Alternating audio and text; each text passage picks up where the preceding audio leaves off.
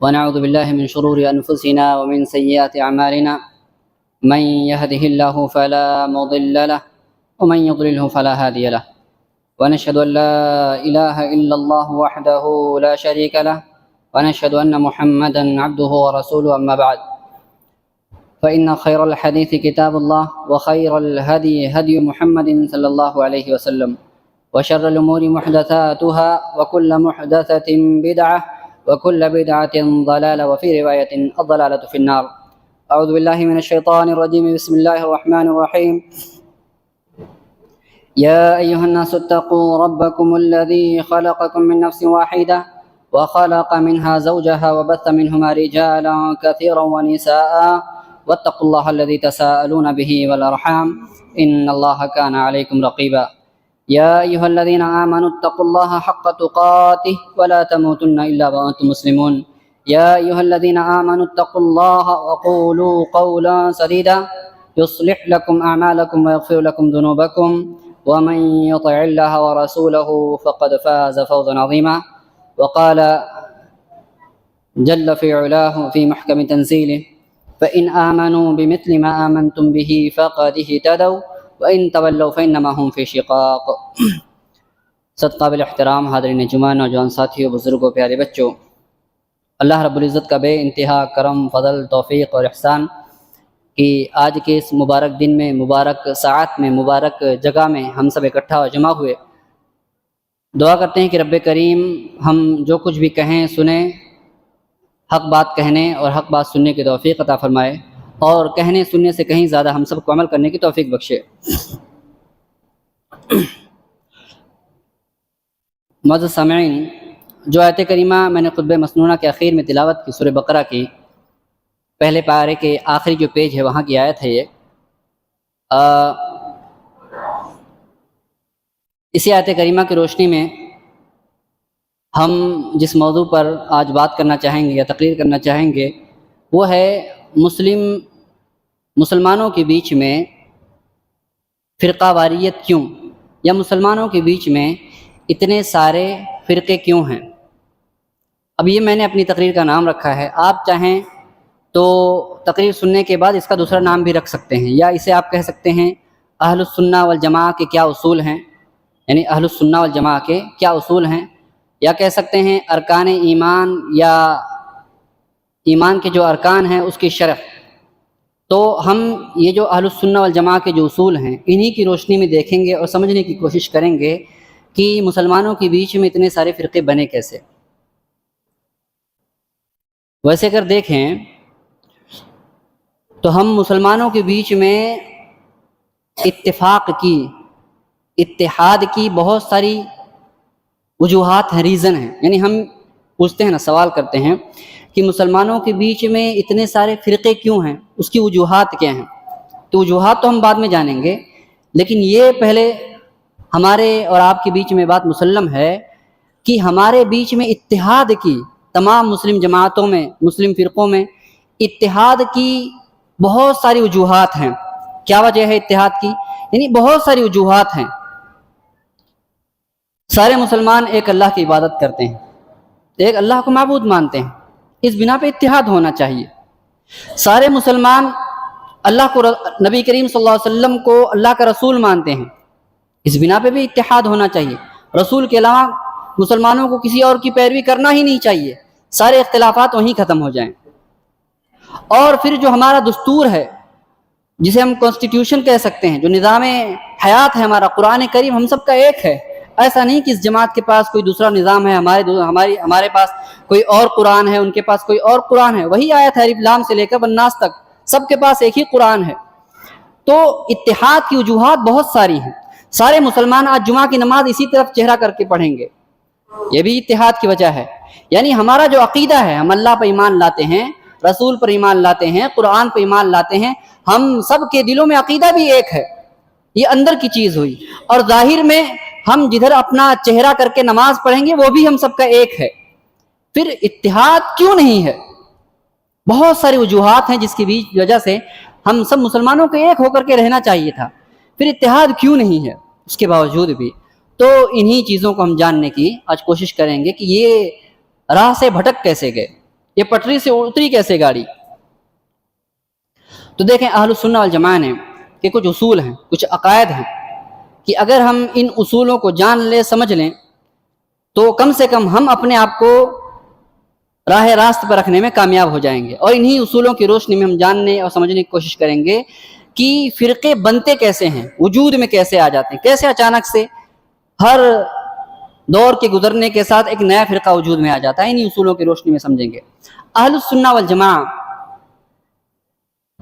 جس کو آپ سلف کہہ لیں، اہل حدیث کہہ لیں، سلف صالحین کہہ لیں، ان کے یہاں 8 ایسے اصول ہیں کہ انہی اصولوں میں سے کسی ایک اصول کو یا کسی ایک اصول کا انکار کرنے کی وجہ سے، یا انکار نہ صحیح لیکن اس کو ویسے نہ ماننے کی وجہ سے، جیسے صحابہ نے مانا ویسے نہ ماننے کی وجہ سے، یہ فرقے سارے کے سارے وجود میں آئے۔ یہ 8 اصول کیا ہیں؟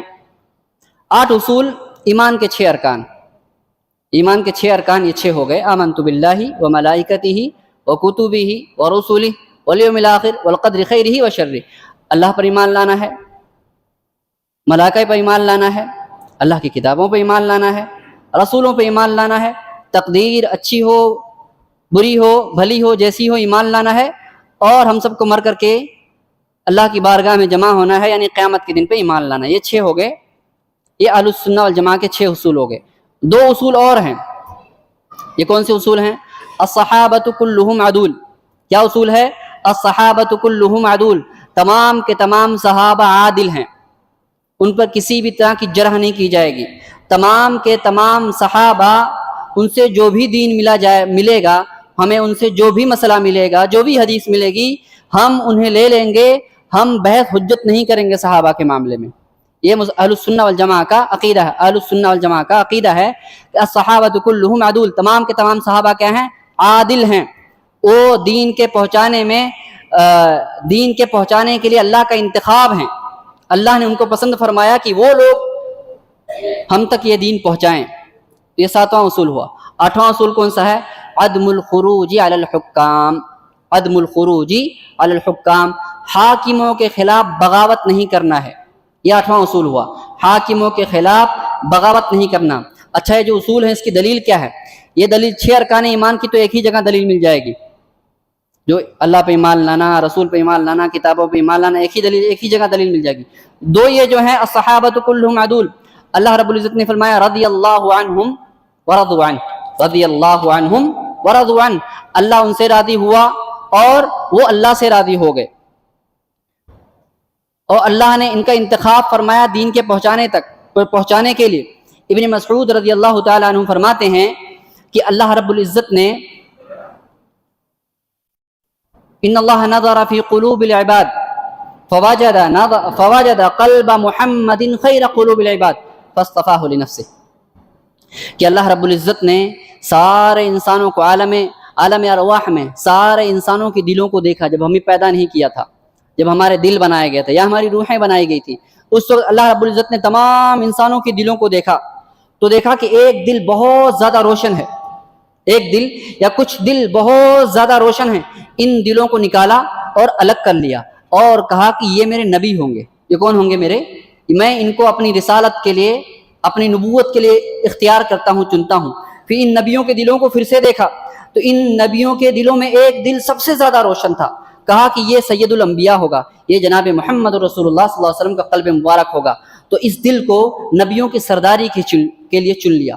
پھر اب دلوں کو دیکھا تو دیکھا کہ کچھ اور دل نبیوں کے دلوں کے نکالے جانے کے بعد دیکھا کہ کچھ دل اور روشن ہیں، بہت ہی روشن ہیں، ان کو پھر سے نکالا، کہا یہ نبیوں کا انتخاب تو ہو چکا، اب نبی نہیں بنانا ہے ان دلوں کے بعد، لیکن اور ایسے دل ہیں کہ جنہیں چنا جانا چاہیے۔ اللہ رب العزت نے ان دلوں کو چنا اور الگ کر لیا، ان دلوں کو نکال کر کے، اور کہا کہ یہ دل، یہ جو نبیوں کو جو سردار ہے، ان دلوں کو نبی کی صحبت کے لیے اللہ رب العزت نے چنا، ان دلوں کو نبی کی صحبت کے لیے چنا۔ تو یہ صحابہ بائی چانس نہیں ہے، بائی چوائس ہیں، صحابہ اللہ کا اختیار ہے۔ ایسا نہیں کہ اس زمانے میں پیدا ہو گئے تو صحابی ہو گئے، نہیں، اللہ کا اختیار تھا۔ اللہ کی قسم، صحابہ اس زمانے میں پیدا ہوئے تو انہوں نے آدھے سے دنیا کے چپے چپے تک اسلام کو پھیلا دیا. اللہ کی قسم اگر اس زمانے میں بھی جیتے تو آج دنیا تو کیا ایسی 7 زمینوں کو اللہ کے اسلام سے بھر دیتے, اللہ کے کلمے سے بھر دیتے. اسی لیے عقبہ بن نافع نے کہا تھا, اللہ کی قسم یہاں آج ہم کھڑے ہیں, افریقہ کے ساحل پہ کھڑے ہو کے کیا کہا تھا عقبہ بن نافع نے, کہا کہ اگر مجھے پتا, افریقہ پورا افریقہ بر اعظم فتح کر چکے, افریقہ کے ساحل پہ کھڑے ہیں, انہیں نہیں پتا کہ آگے بھی کوئی دنیا ہے, آگے بھی کوئی بر اعظم ہے. کہا کہ اگر اللہ کی قسم مجھے پتا ہو کہ اس کے آگے ایک اور جہاں آباد ہے تو میں بنا کشتی کے اپنے گھوڑے ڈال دوں اور وہاں جا کر کے اللہ کا پیغام پہنچا دوں.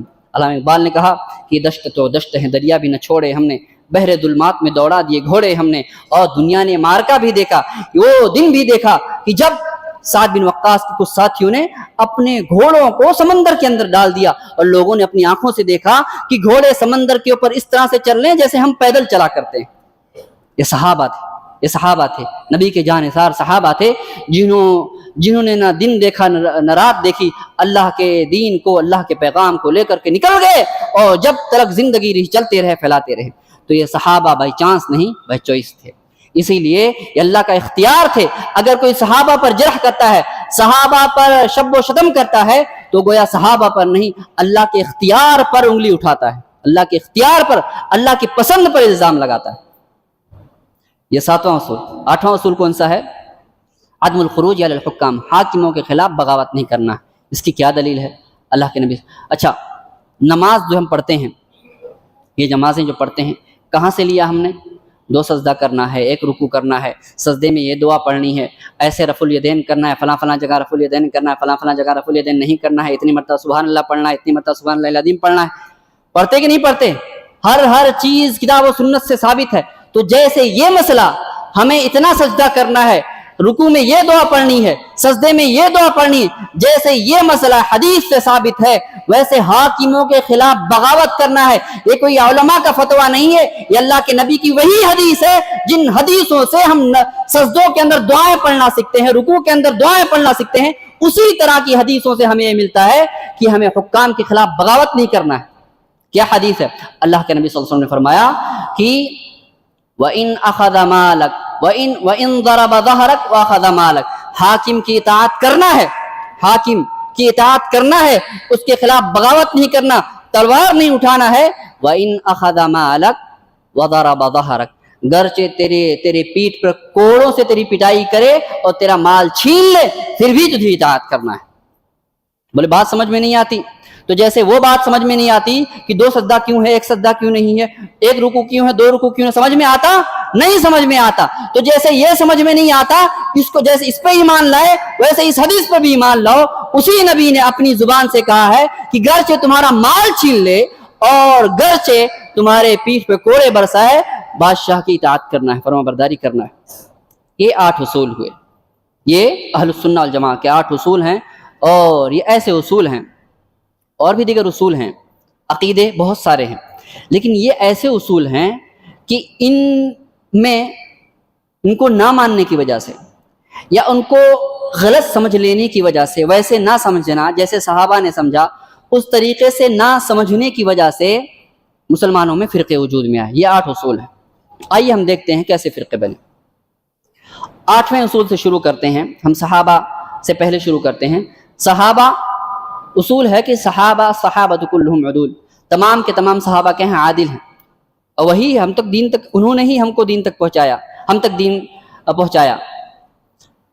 اس اصول کو نہ مانا کچھ لوگ ایسے پیدا ہوئے جنہوں نے صحابہ پر شک کیا, اور ایک جماعت پیدا ہوئی جنہوں نے اپنی خواہشات کی وجہ سے اس اصول کا انکار کیا, یا صحابہ کی عظمت اور ان کے عدالت پر نکیر کے اعتراض کیا, اور ایک الگ سے فرقہ بنا جنہیں ہم شیعہ کے نام سے جانتے ہیں. جب اس اصول کو انکار کیا گیا, اس اصول کو نہیں مانا گیا, تو مسلمانوں میں ایک بڑی جماعت پیدا ہوئی, ایک فرقہ پیدا ہوا. کون سا؟ شیعوں کا فرقہ پیدا ہوا.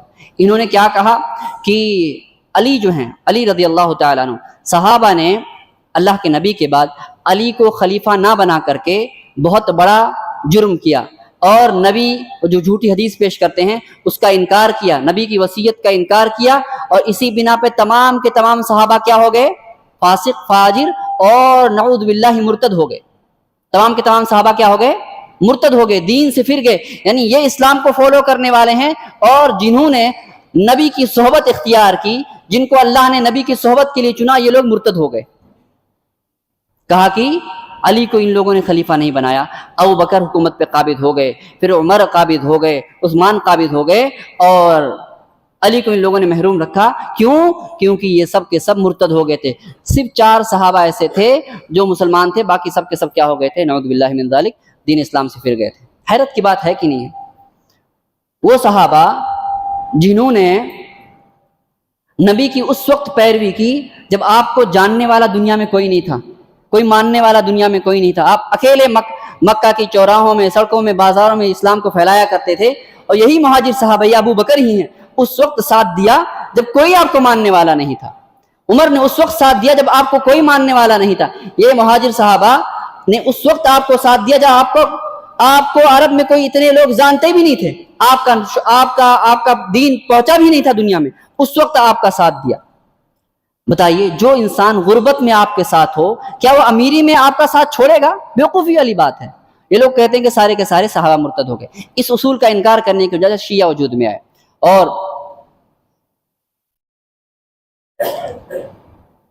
صحابہ سے بائی چانس یا صحابہ کی زندگی میں جو بھی حادثات یا واقعات پیش آئے، وہ بھی اس کے پیچھے بھی اللہ رب العزت کی بہت ساری حکمتیں ہیں۔ ایک حکمت یہ ہے کہ وہ سب کے سب ہمارے لیے کیا ہیں؟ اصول ہیں، یا اسوہ حسنہ ہے۔ مثلا کچھ لوگ جن کے دل گندے ہیں، وَأَمَّا الَّذِينَ فِي قُلُوبِهِمْ زَيْغٌ فَيَتَّبِعُونَ مَا تَشَابَهَ مِنْهُ ابْتِغَاءَ الْفِتْنَةِ وَابْتِغَاءَ تَأْوِيلِهِ، جن کے دلوں میں کجی ہوتی ہے، وہ لوگ کمزوریاں ڈھونڈتے ہیں، شبہ والی چیزیں ڈھونڈتے ہیں، اور اس کو لوگوں کے بیچ میں پھیلاتے ہیں۔ ایسے ہی جو لوگ صحابہ پہ الزام لگاتے ہیں، وہ دیکھتے ہیں کہ دیکھو صحابہ لڑے کہاں آپس میں، کس کس بات میں اختلاف ہوا، اس کو اچھالو، اس کو اچھالو۔ تو انہوں نے دیکھا تو ایسی ایسی چیزوں کو تلاش کرتے ہیں، صحابہ پہ الزام لگانے۔ کچھ لوگ ایسے بھی ہوئے جو صحابہ کو ڈائریکٹ تو برا بھلا نہیں بولتے، لیکن وہ سیڑھیاں چلتے ہیں، پہلے یزید پر جائیں گے، پھر معاویہ کو برا بھلا بولیں گے، پھر عمر بن عاص کو برا بھلا بولیں گے، پھر عمر اور ابو بکر تک پہنچتے۔ یزید ان کا راستہ ہے، معاویہ ان کا راستہ ہے رضی اللہ عنہ، تو یہ یہاں تک جاتے، پھر اوپر صحابہ تک پہنچتے، ڈائریکٹ نہیں جا سکتے۔ اور کچھ واقعات پیش کرتے ہیں، جیسے رجم والا واقعہ پیش آیا، زنا کا واقعہ والا پیش آیا، یہ اکا دکا واقعہ پیش آئے، لیکن ہمیں اور آپ کو پتہ ہونا چاہیے کہ یہ اس وقت شریعت بن رہی تھی، اور یہ صحابہ سے ان واقعات کا صدور ہونا خود ہمارے لیے اس کے اندر اسوہ نمونہ ہے۔ یہ گویا صحابہ سے اس طرح کے جو گناہ کے کام سرزد ہوئے، اس کے اندر ہمارے لیے عبرت و نصیحت ہے کہ اگر ہم سے بھی اس طرح کی غلطی ہو جائے تو ہمیں کیا کرنا چاہیے۔ اسوہ نمونہ ہے نا، فَإِنْ آمَنُوا بِمِثْلِ مَا آمَنْتُمْ فَقَدِ اهْتَدَوْا، اگر تم ویسے ایمان لے آؤ جیسے صحابہ ایمان لائے تھے، تب تو تم ہدایت یافتہ ہو۔ کیا کہا اللہ کے نبی صلی اللہ علیہ وسلم نے اس غامدی عورت کے بارے میں جس سے گناہ سرزد ہو گیا؟ خالد بن ولید نے پتھر مارا، خون کا چھینٹا ان کے اوپر آیا، کیا کہا کہ ہلاکت ہو، یہ خود تو مری، مجھے بھی پلید کر کے گئی۔ اللہ کے نبی نے کیا فرمایا؟ خالد لقد تابت توبتن، خالد ایسی بات نہ کر، اس نے ایسی توبہ کی ہے کہ اس کو تو اللہ نے معاف کیا ہی، اس کی توبہ سے اللہ اتنا خوش ہوا کہ اگر مدینہ کے 70 آدمیوں پہ لٹا دیا جائے تو اللہ اور 70 لوگوں کو معاف کر دے گا۔ تو عبرت و نصیحت ہے کہ اگر ہم سے اس طرح کی غلطیاں ہو جائیں تو ہمیں کس طرح اللہ کی بارگاہ میں رجوع کرنا ہے۔ عبرت ہے، کیا ہم سے اگر اس طرح کی غلطی ہوتی ہے ایسے لوٹو، ایسے لوٹ کر کے دکھاؤ جس طرح صحابہ لوٹے اللہ کے دین کی طرف، اپنے آپ کو کس طرح سے سرنڈر کیا۔ انسان ہے، غلطی ہوتی ہے، غلطی ہونا برا نہیں ہے، غلطی پہ مصر رہنا برا ہے، اور صحابہ کبھی بھی کسی بھی غلطی پہ مصر نہیں رہے۔ صحابی ہیں انسان، غلطیاں ہوئی، لیکن غلطی پہ کوئی صحابی سے ایسا نہیں ملے گا۔ اسی لیے عدالت کا فتویٰ اسی لیے لگایا گیا ان کے پر، اس تمام کے تمام صحابہ عادل ہیں کہ اگر ان سے بائی چانس کوئی غلطی ہوئی تو کبھی مصر نہیں رہے، بلکہ اس غلطی کو اس طرح سے سدھارا کہ اللہ اکبر۔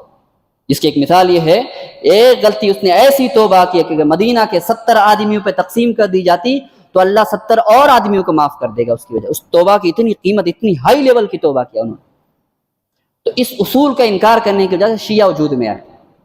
آگے چلیں، عدم الخروج علی الحکام، حاکموں کے خلاف بغاوت نہیں کرنا ہمیں، یہ اہل سنہ والجماعہ کا اصول ہے، اور ایسا اصول ہے کہ آج جس کو نہ سمجھنے کی وجہ سے آج مسلمان، عالم اسلام تباہی و ہلاکت کے دہانے پہ آ کر کھڑا۔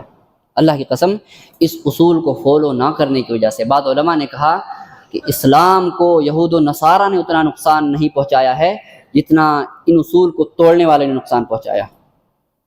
ان اصول کو کن لوگوں نے توڑا؟ جو حاکموں کے خلاف بغاوت کرتے ہیں، جنہیں دنیا خوارج کے نام سے جانتی ہے۔ علی کے زمانے میں یہ لوگ پیدا ہوئے، عثمان غنی کے زمانے میں پیدا ہوئے، عثمان غنی کو قتل کیا ان لوگوں نے، علی رضی اللہ تعالیٰ عنہ کو قتل کیا، حسن کو زہر دے کر مارا رضی اللہ تعالیٰ عنہ کو۔ تو یہ ایسا اصول ہے اہل السنہ والجماعہ کا، دنیا اگر امن و شانتی چاہیے اس اصول کو فالو کرنا پڑے گا۔ اس زمانے میں سب سے زیادہ کسی چیز پہ ہمیں بولنا چاہیے اور کسی چیز کے بارے میں بیداری لانا چاہیے تو اس اصول کو سمجھنے کی ضرورت ہے۔ علماء کرام نے 4 اصول بیان فرمائے۔ کسی بھی حاکم کے خلاف اگر بغاوت کرنا ہے، اس کے خلاف مائک کا استعمال کرنا ہے، کسی حکمراں کے خلاف مائک کا استعمال کرنا ہے، قلم کا استعمال کرنا ہے، زبان کا استعمال کرنا ہے، تلوار لے کر کے باہر نکلنا ہے، مسلح ہو کر کے باہر نکلنا، 4 شرطیں ہونی چاہیے، اس کے بعد ہی آپ کر سکتے ہو۔ پہلی شرط کیا ہے کہ کفر صریح کا انکار کرے۔ میں مسلم حکمرانوں کے بارے میں یہ جو بغاوتیں ہو رہی ہیں عرب ممالک کے اندر کیوں ہو رہی ہیں؟ سارے مسلم گنہگار ہیں، فاسق ہیں، فاجر ہیں، ان کے خلاف بغاوت کرو، یہ حکومت کے اہل نہیں، ان کو نکالو، بغاوت کرو، بغاوت کرو، پھر کیا ہوا؟ سارا کا سارا ملک تباہ و برباد کر 4 اصول بیان کیے کہ سب سے پہلا یہ ہے کہ کفر صریح کا ارتکاب کرے، حاکم جو ہے کفر صریح کا ارتکاب کرے، یعنی کوئی تعویل والی بات نہ ہو، ہاں ثابت ہو جائے، اس سے بات کیا جائے گا، فیس ٹو فیس بیٹھ کر کے بات کیا جائے گا کہ یہ آپ نے کفریہ کام کیا ہے، کیا آپ کوئی تعویل کرتے ہو اس کی، کیا آپ جہالت کی وجہ سے آپ نے کیا، جہالت کی وجہ سے کیا ہے، توبہ کیجئے، توبہ نہیں کرتا ہے اس کے بعد اس پہ تو کفر صریح ہو۔ دوسرا کیا ہے؟ اگر بغاوت اس کو ہٹانا ہے اس جگہ سے تو کیا کرنا ہے ہمیں؟ نعم البدل ہے کیا؟ اس کو ہٹاؤ گے پھر کون آئے گا اس کے بدلے؟ اس کو ہٹا کر کے پھر کون آئے گا؟ اس کو ہٹا کے اس سے برا آ جائے تو پھر بغاوت کر کے محنت کر کے فائدہ کیا؟ تو نعم البدل ہونا ضروری ہے۔ تیسرا، آپ کے پاس ہٹانے کا پاور بھی ہونا چاہیے۔ آپ ہٹانے نکلے، پتہ چلا آپ کو ہی کچل کر کے رکھ دیا گیا، تو آپ کے پاس اتنی پاور ہونا چاہیے، اتنا طاقت ہونا چاہیے کہ آپ بآسانی اس کو ہٹا سکیں۔ چوتھا اصول کیا ہے کہ اس ہٹانے میں جان و مال کا نقصان نہیں ہونا چاہیے، جان و مال کا نقصان نہیں ہونا چاہیے، عام مسلمانوں کا نقصان نہیں ہونا چاہیے، عام پراپرٹی جائیداد و ملکیت کا نقصان نہیں ہونا چاہیے۔ ان شرطوں کو فالو کرو، اس کے بعد ہٹاؤ۔ آج جتنی بغاوتیں ہوئی عرب ممالک کے اندر، دیکھو کیا حشر ہوا۔ بغاوت کرنے اٹھے کہ حاکم ظالم ہے، فاسق ہے، فاجر ہے، پھر کیا ہوا؟ لیبیا کی حالت دیکھو۔ کہتے ہیں کہ لیبیا میں دوسرے افریقی ممالک کے لوگ پڑھنے جایا کرتے تھے، اور آج حالت ایسی ہے، خستہ ہے کہ لوگ روٹی کو ترس رہے ہیں لیبیا کے اندر۔ سیریا کی حالت دیکھ لیجیے آپ، کیا حالت ہے۔ اس اصول کو نہ مانا گیا، ان 4 چیزوں کو فالو نہ کیا گیا تو کیا ہوا؟ اللہ رب العزت، اللہ اکبر، اللہ اکبر، اہل السنہ والجماعہ کا ایک اصول جو ہے اپنے اندر ایک پوری دنیا بسا کر کے رکھتا ہے۔ ہر اصول ایسا ہے کہ اس کی وجہ سے دنیا کا نظام قائم رہے۔ فالو نہیں کیا گیا، کیا ہوا اس اصول کو؟ شام کی وہ بیٹیاں، وہ مائیں، وہ بچیاں جن کے چہروں کو کبھی آسمان نے نہیں دیکھا تھا، آج وہ سڑکوں پہ کھڑی ہو کر کے انتظار کر رہی ہیں کہ جہاز سے بسکٹ گرے تو اس کو کھا کر کے اپنے پیٹ بھرے، لائن میں لگا کر کے کھڑی ہیں کہ ماں کھائے گی تب دودھ بنے گا، بچے کے فیڈ، بچے کا کھانے کا بندوبست ہوگا۔ آج یہ حالت، آسمان سے جہازوں کے ذریعے سے بسکٹ اور کھانے میگی گرائی جاتی ہے تب ان کو کھانے کو نصیب ہوتا ہے۔ کیا دن اچھے تھے، اصول کو فالو نہیں کیا گیا، کہا ہمارے ان کو جیل میں ڈال دیا، ان کو جیل میں ڈال دیا۔ جیل میں کچھ لوگ تھے، برا تھا، اس کا کوئی مناسب اپائے ہونا چاہیے تھا، لیکن پھر کیا ہوا؟ جب آپ نے غلط طریقہ اختیار کیا، شریعت کے اصولوں کو فالو نہیں کیا، علماء کے پیچھے نہیں چلے، تو کیا ہوا؟ آج اپنے گھر اجاڑ دیے گئے۔ 4 لاکھ شام کے اندر 4 لاکھ لوگ مار دیے گئے۔ فلسطین میں یہی ہو رہا، 40,000 لوگ مارے جا چکے ہیں، 40,000 لوگ مارے جا چکے ہیں اسی اصول کو فالو نہ کرنے کی وجہ سے۔ آج لوگ سڑک کا جو گنڈا ہوتا ہے محلے کا، اس کے خلاف خاموش رہنے کو مناسب سمجھتے ہیں۔ خاموش رہو بھیا، اچھا ہے، خاموش رہو، چپ رہو، فائدہ ہے، لائٹ مل جا رہی، بجلی مل جا رہی ہے، اس کو ووٹ کرو۔ کیوں؟ یونیورسٹی کالج کے لیے نہیں، اس کو ووٹ کرو کیونکہ لائٹ فری میں مل جائے گی، سگنل بند کروا دیں گے، یہ ٹیکس نہیں لگے گا اس کا، اور پانی مل جائے گا، گٹر کا نالا مل جائے گا۔ اس کے لیے جو ہے لوگ ووٹ کر رہے ہیں، اس کے لیے ووٹ کر رہے ہیں۔ لائٹ اور گٹر جو کہ بیسک ضرورت ہے اس کے بیس پہ الیکشن ہوتا ہی نہیں ہے. گٹر کی صفائی ہو جائے گی, نالا بن جائے گا, اس سے جو ہے ودھایک سے جو لوگ ہیں اچھے مراسم رکھتے ہیں. بتائیے پورے غزہ کے اندر جو لائٹ آ رہی تھی کہاں سے آ رہی تھی؟ اسرائیل سے آ رہی تھی. ہاسپٹل کے اندر جو آکسیجن آ رہے تھے اسرائیل سے آ رہے تھے. فلٹر پانی آ رہا تھا اسرائیل سے آ رہا تھا. سب کچھ ان کا, پھر بھی انہیں کے خلاف لڑے جا رہے. ارے کم سے کم اپنے پیروں پہ کھڑے ہو جاتے پھر بغاوت کرتے. اولین شرط ہے یہ جہاد اسلامی کی, اولین شرط ہے یہ کہ آپ کے پاس اپنا ایک ملک ہو جو ملک کسی کا محتاج نہ ہو, اپنے پیروں پہ کھڑا ہو پھر لڑو. لیکن ان اصولوں کو فالو نہیں کیا گیا, کیا گیا؟ تباہ و برباد کر دیا. لیبیا کے اندر لاکھوں مسلمان, سیریا کے اندر لاکھوں, شام کے اندر سیریا شام لاکھوں مسلمان مارے گئے. اور فلسطین کی حالت ہم اور آپ کے سامنے, اسی اصول کو فالو نہ کرنے. اس اصول کو نہ ماننے والے کون ہیں آج کے زمانے میں؟ فتنے کھڑے ہوئے, داعش کا فتنہ, IS کا, القاعدہ کا فتنہ, حزب اللہ کا فتنہ, حماس کا فتنہ, ہوتی یا حوثی جس کو کہا جاتا ہے ان کا فتنہ, افریقہ میں بوکو حرام کا فتنہ. یہ سارے کے سارے وہ لوگ ہیں جو اس اصول کو نہیں مانتے. یہ سارے کے سارے وہ فرقے ہیں, وہ جماعتیں ہیں, وہ تنظیمیں ہیں جو اس اصول کو فالو نہیں کرتی, جن کا بھی ہم نے نام لیا. اور ان لوگوں نے, علامہ احمد محمود شاکر رحمہ اللہ فرماتے ہیں, جو مصر کے شام کے عالم دین ہیں, فرماتے ہیں کہ اللہ کی قسم انہوں نے اسلام کی دعوت کو آتنکواد کی دعوت بنا کر کے رکھا ہے. ان لوگوں نے اسلام کی دعوت جو اپنے اندر امن و امان اور شانتی کا پیغام لے کر کے چلتی ہے. ہندوستان کے اندر اسلام بنا تلوار کے آیا, انڈونیشیا کے اندر اسلام بنا تلوار کے پہنچا. کون آیا تھا لشکر لے کر؟ ہندوستان میں کوئی لشکر نہیں آیا مسلمانوں کا, کوئی لشکر نہیں. پھر بھی آج دنیا کے اندر, ملک نہ صحیح لیکن دنیا کے اندر جو جن ملکوں کو کہا جاتا ہے کہ اسلامی ملک ہیں, دنیا کے اندر سب سے زیادہ مسلمان ہندوستان کے اندر ہیں. تعداد کے اعتبار سے سب سے زیادہ مسلمان ہندوستان کے اندر ہیں. یہاں کوئی لشکر نہیں آیا, کوئی بھی لشکر نہیں آیا. یہ سب عرب کے کاروباری تھے, تاجر تھے جو یہاں اسلام لے کر کے آئے. انڈونیشیا ملیشیا کے اندر اسلام جو پہنچا بنا کسی تلوار کے, یہ کاروبار کرنے آئے, اسلام کی دعوت دیا, لوگ متاثر ہو گئے, اسلام میں داخل ہو گئے بنا کسی زور زبردستی کے. اسلام امن و شان, الاسلام قوی فی نفسہ, اسلام فطرت کا مذہب ہے, نیچر کا مذہب ہے. اسلام دین فطرت ہے, آٹومیٹک اپیل کرتا ہے. اس وجہ سے نہیں تو اس وجہ سے, اس وجہ سے نہیں تو اس وجہ سے, اس وجہ سے نہیں اس وجہ سے, انسان کسی نہ کسی وجہ سے اسلام کو قبول کرتے ہی کر لیتا ہے. لیکن کہا کہ الاسلام قوی فی نفسہ, اسلام اپنے اندر, اسلام ایسا ہے کہ اسے کسی دعوت کی ضرورت ہی نہیں ہے. ارے بھائی رکاوٹ تو ہم لوگ بنے ہوئے ہیں, ہم لوگ نہ ہو تو پھر سے اسلام آج پوری دنیا کے اندر قائم ہو جائے گا. ہم لوگ اپنی حرکتوں کی وجہ سے اسلام کو بدنام کیے پھر رہے ہیں. اور یہ جو تنظیمیں ہیں لوٹ مار مچائی ہوئی ہیں, انہوں نے اسلام کو بدنام کر کے رکھا ہوا. یہ جو ساری تنظیمیں جن کا ہم نے نام لیا, انہوں نے اسلام کا چہرہ مسخ کر کے رکھا ہے, لوگوں کو ڈرا کر کے رکھا ہوا ہے. اسی اصول کو فالو نہ کرنے کی وجہ سے, اس اصول کو نہ ماننے کی وجہ سے یہ ساری تنظیمیں وجود میں آئی. آخری بات کر کے 6 اصول اور رہ گئے, انشاءاللہ پھر کسی مناسبت سے ہم ذکر کریں گے. تو یہ 2 اصول.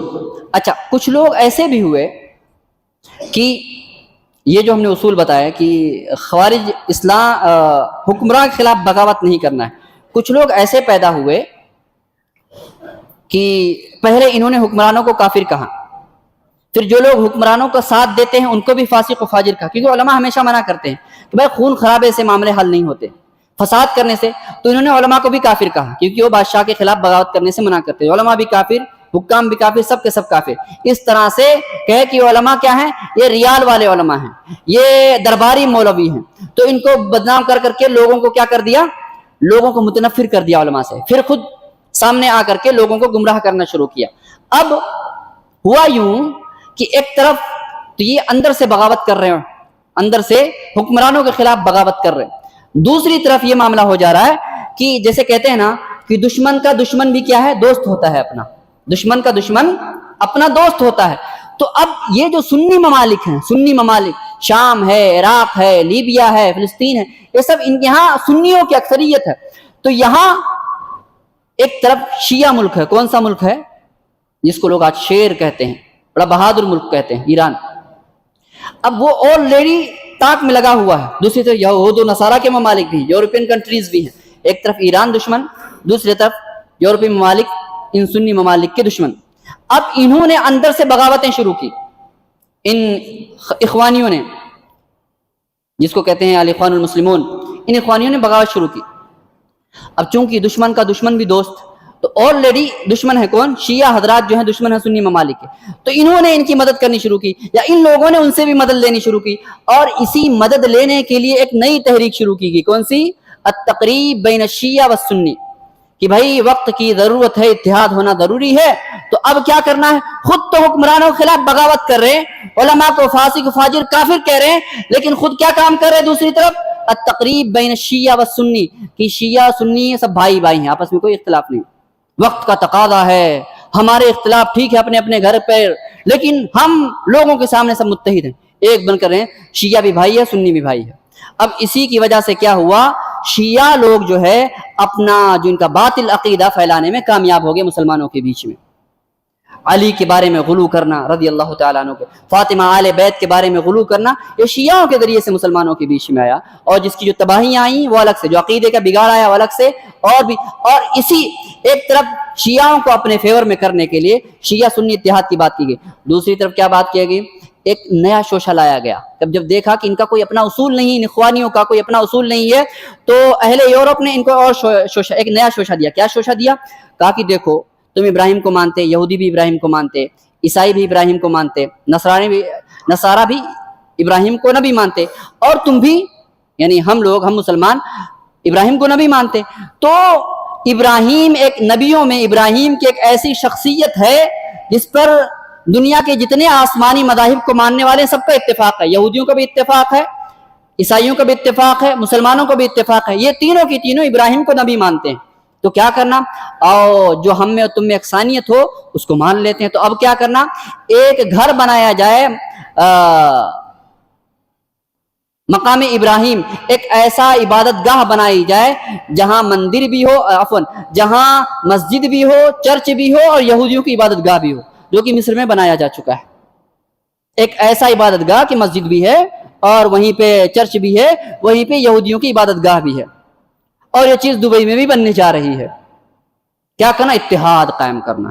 کوئی اصول نہیں، مادر پدر آزاد، کوئی اصول نہیں، اور اتحاد کر لیتے، کوئی اصول نہیں. اور اس کے ساتھ ایک اور نیا شوشہ کہ جب عبادت گاہ بنا دی گئی تو آؤ کیوں نہ ایسا ہو کہ ہم بھی تمہاری کتابوں کی عزت کرتے ہیں، تم بھی ہماری کتابوں کی عزت کرتے ہو، تو آؤ تینوں کتابوں کو ایک ساتھ نشر کرتے ہیں، اس کو پھیلاتے ہیں، امن پھیلے گا، بہت زیادہ امن پھیلے گا. کیسے امن پھیلے گا؟ ایک ہی کتاب کے ساتھ قرآن بھی، توریت بھی، انجیل بھی ایک ساتھ چھپاؤ، لوگوں میں نشر کرو. اس سے آپسی بھائی چارہ، احساس، محبت کی فیلنگ پیدا ہوگی، اس کو نشر کرو. تو مصر میں یہ کام ہوا سب سے پہلے. کون سے؟ قرآن بھی ساتھ میں، توریت بھی ساتھ میں، انجیل بھی ساتھ میں، اس کو نشر کیا گیا. اور اس کی جو تباہیاں ہیں الامان والحفیظ، اللہ رب العزت حفاظت فرمائے. تو یہ چند باتیں تھیں. اللہ رب العزت دعا کرتے ہیں کہ رب کریم ہمیں ایسے تمام فتنوں سے محفوظ رکھے. جو ہمارے جو عقیدے ہیں، ہم سب کے عقیدوں کی حفاظت فرمائے.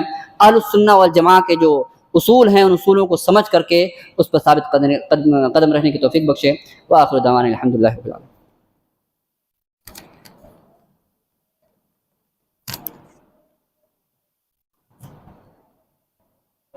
إن الحمد لله نحمده ونستعينه ونستغفره ونعوذ بالله من شرور أنفسنا ومن سيئات أعمالنا من يهده الله فلا مضل له ومن يضلل فلا هادي له ونشهد أن لا إله إلا الله وحده لا شريك له ونشهد أن محمدا عبده ورسوله. أما بعد، إن الله وملائكته يصلون على النبي يا أيها الذين آمنوا صلوا عليه وسلموا تسليما. اللهم صل على محمد وعلى آل محمد كما صليت على إبراهيم وعلى آل إبراهيم إنك حميد مجيد. اللهم بارك على محمد وعلى آل محمد كما باركت على إبراهيم وعلى آل إبراهيم إنك حميد مجيد. أقيموا الصلاة.